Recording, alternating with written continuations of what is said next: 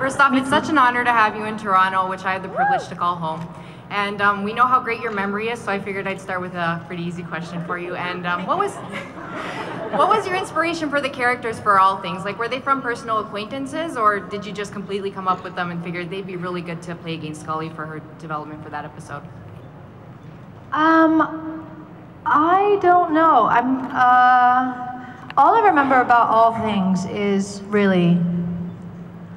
that I kept being asked whether I was going to direct an episode like David had, and I kept saying no, no, no, no, no. And then all of a sudden I thought, hang on, maybe I have an idea. And the idea was based on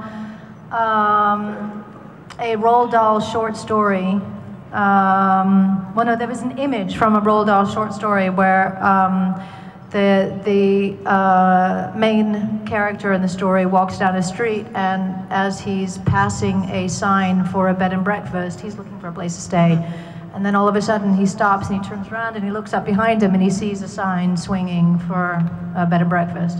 Now that story goes on a very different path, involving scientists being stuffed alive, but oh God. Maybe not alive, but stuffed. And but for some reason that image always stuck with me, and it was the entryway for the story of All Things. I don't know why, but that's the image that started. And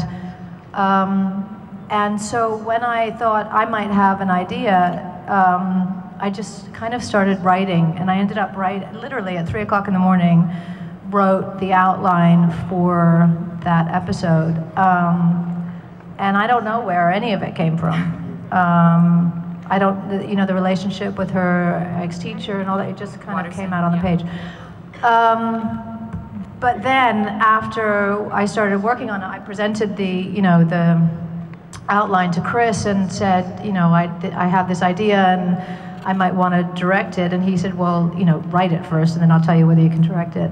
And, which was right. And so I started working on it, and then as I was working on it, and Frank was my point person on it, we realized that there wasn't actually really very much of a sci-fi element to it, and we needed something different. So I had this scene where this woman had saved Scully from being run over. Something had happened. Getting hit by a tractor trailer, I think. Exactly. And so it was either Frank or Chris's idea to expand her character into something else. That was a long answer to your question. Did I answer your question? Yeah, you did. Thank you very much. Thank you.